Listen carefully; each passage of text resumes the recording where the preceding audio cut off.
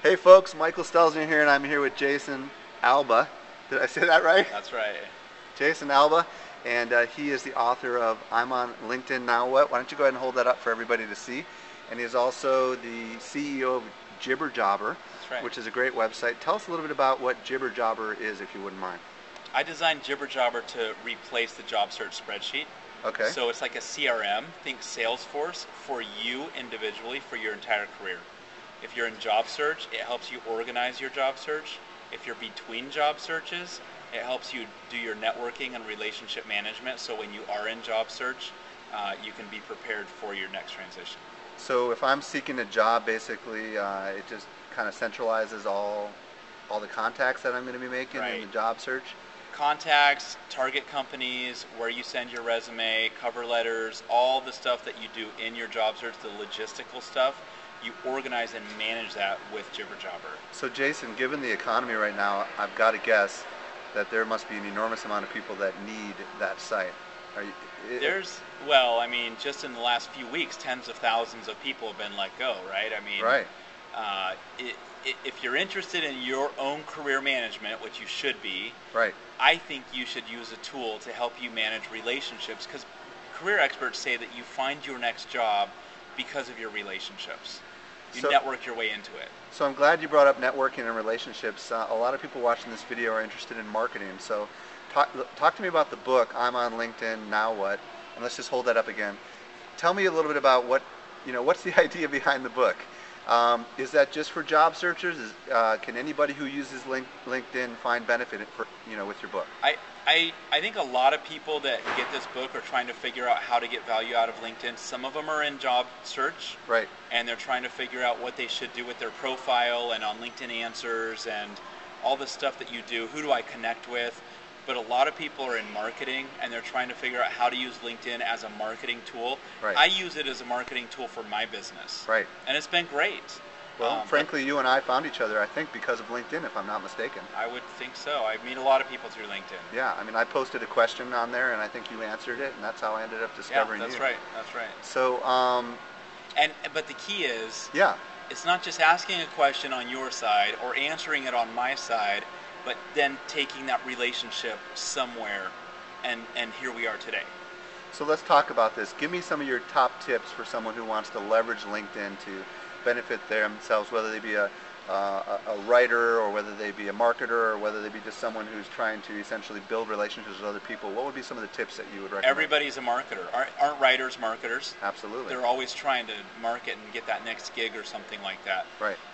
The first thing that I always say is you have to have a strong profile. Right. If you don't have a strong profile, if I find your profile somehow and I see there's 2 sentences in your summary or maybe 2 wimpy little paragraphs, that's not enough information for me to decide whether I want to pursue a relationship. So there's a number of things in developing your profile, which I talk about in my book, talk about on my LinkedIn webinars. There's a number of points to develop a strong profile, but just make sure you flesh your profile out. The idea is, when I look at your profile, I want to be able to make some kind of decision about whether I'm going to move forward in a relationship with you or not. Let me ask you a question, Jason. I know a lot of people post questions out on LinkedIn under the Answers tab. How could a smart marketer use that to maybe build relationships? Okay, so you're talking about answers. Right. In so LinkedIn, let's say it's called Answers. Exactly. I love Answers. I think Answers is one of the most powerful things that LinkedIn offers you as a marketer, right, as someone in transition, someone who's trying to develop their brand, right, and put that in front of more people.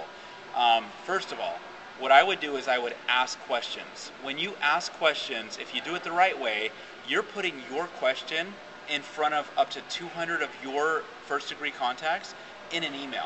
Right. I think that's critical. Don't assume that any of your contacts ever log into LinkedIn. How many people do you know that just log into LinkedIn only to accept invitations? Right. I think a lot of people do that.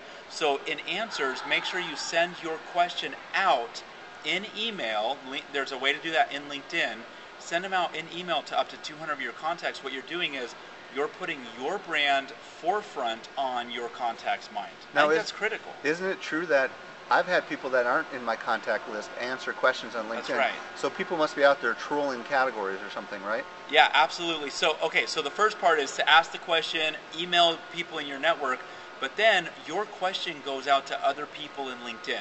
Right. Some of the questions that are the answers, the responses you'll get on your question will be from second and third degree contacts, and then beyond that. People can go in, you can go in and find questions that people have asked that aren't even in your network. Right. And you can respond to those. So when you talk about growing your network and answers, go look at questions in your industry or your profession where you're an expert or you have expertise.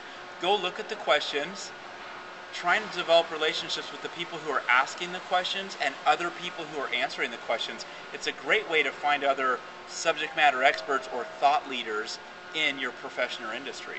I was writing an article for Marketing Profs, and I posted a question on there about Twitter, and somebody from Dell responded and said, we made $1 million on Twitter. Yeah. And somebody else from Marketing Sherpa responded and said, hey, we've got a new study coming out.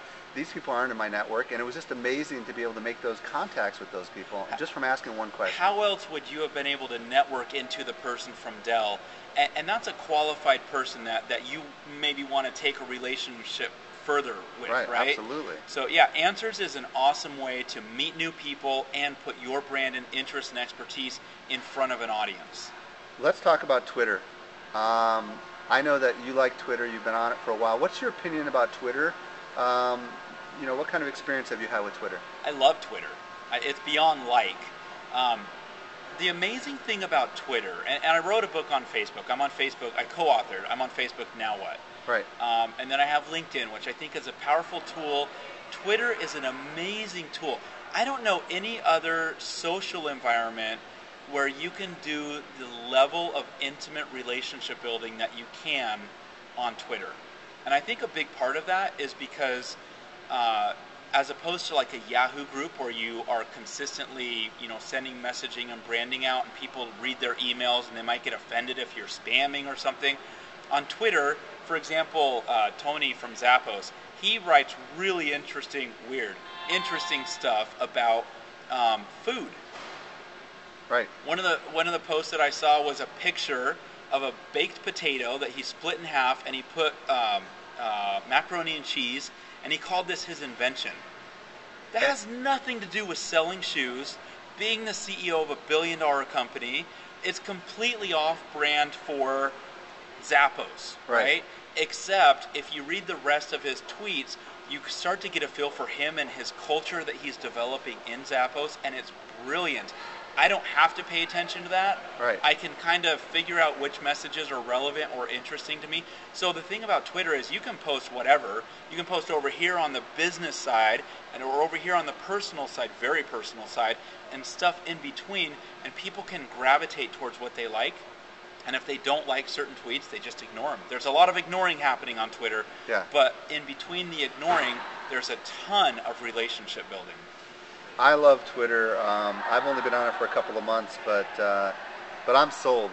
For example, there was an earthquake in Southern California, and literally within seconds, some people on Twitter were telling me where the source of the thing was. Yeah, this was before right. the news ever found out about this. I remember that. And when that plane crashed in the Hudson, it was the same deal. That guy took a picture. You don't see that on CNN. Right. You see it on Twitter. Exactly. Well, Jason, just want to say thank you very much for taking a few minutes out to meet with me today. And everybody, make sure to check out Jason's book. If you want to hold that up again, I'm on LinkedIn. Now what? I'm on LinkedInNowWhat.com. Oh, awesome. Any closing thoughts? I'm all about career management. It's all about managing your career, and it's the CEO of Me Incorporated. Everybody has to be the CEO of Me Incorporated. I don't care if you own a business, if you're a marketing manager, if you work at a really stable company, those big companies where there's job security like Enron. Right. I don't care where you work, you have to manage your career. Twitter, Facebook, LinkedIn, sites like Jibber Jobber, these are things that help you own your career. Jason, thank you very much.